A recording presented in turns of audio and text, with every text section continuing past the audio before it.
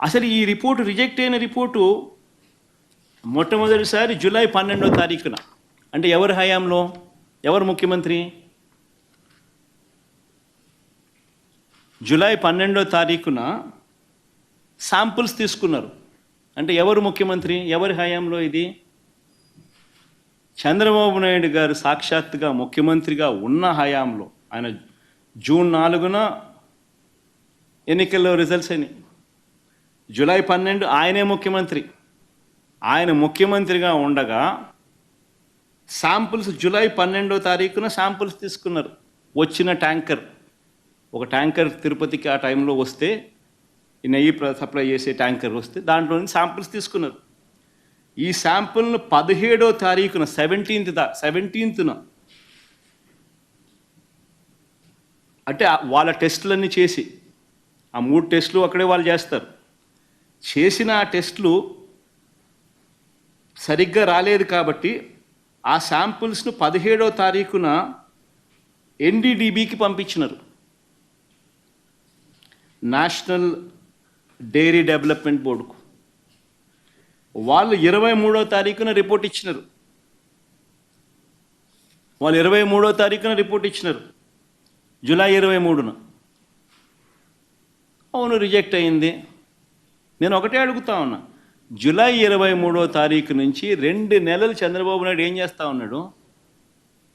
2 నెలల తర్వాత ఇప్పుడు చంద్రబాబు నాయుడు గారి 100 రోజుల పరిపాలన మీద అడ్వర్టైజ్మెంట్ ఇచ్చినప్పుడు ప్రజలు సూపర్ 6 ఏమైంది, సూపర్ 7 ఏమైంది అని చెప్పి ప్రజలు చంద్రబాబు నాయుడు నిలదీస్తూ ఉన్నప్పుడు టాపిక్ డైవర్ట్ చేసేందుకు జూలై 23వ తారీఖున ఇచ్చిన రిపోర్టును ఇప్పుడు తీసి ఆ రిపోర్టును వక్రభాష్యం చేస్తూ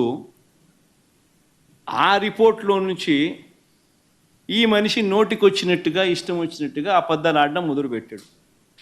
ధర్మమేనా అని అడుగుతా ఉన్నా. నిజంగా ఇది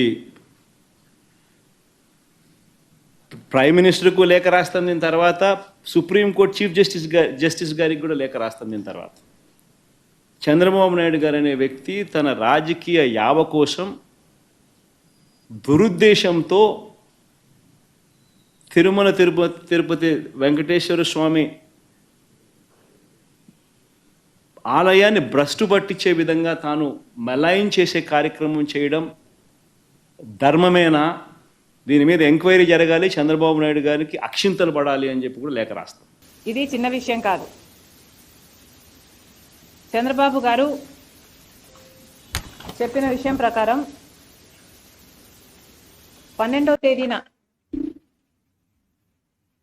ఒక శాంపుల్, లడ్డు శాంపుల్ తీసుకుంటే, అంటే చంద్రబాబు గారు అధికారంలోకి వచ్చిన రోజు, ప్రమాణ స్వీకారం చేసిన రోజు, ఈ సమయంలో జగన్మోహన్ రెడ్డి గారు ప్రభుత్వం ఎంపిక చేసిన కాంట్రాక్టరే ఇంకా సప్లై చేస్తున్నారు.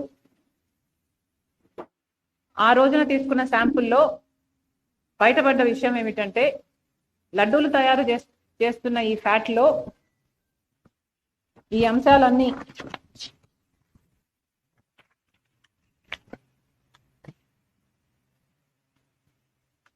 ఇవన్నీ ఉన్నాయని, soybean, sunflower, olive, rape seed, వీటితో పాటు బీఫ్ టాలో, ఫిష్ ఆయిల్ కూడా ఉన్నాయి అని.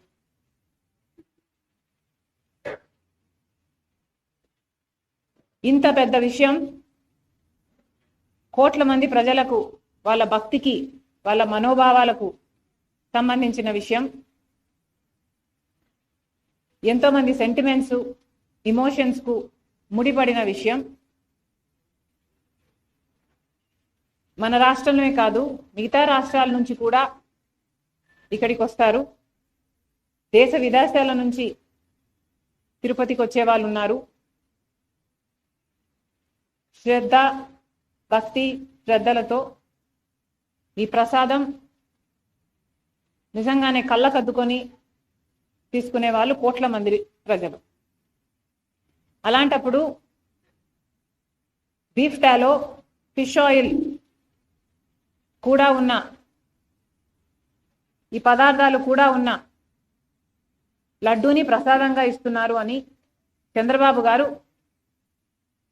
నిన్న చెప్పడం జరిగింది. చంద్రబాబు గారిని అడుగుతున్నాం, చంద్రబాబు గారు ఇంత పెద్ద విషయాన్ని మీరు ఇంత సునాయసంగా, ఇంత క్యాజువల్గా ఎలా తీసుకోగలిగారు?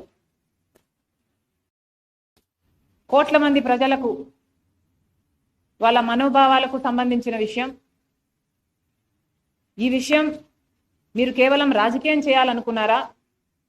కాబట్టే ఇంత సునాయసంగా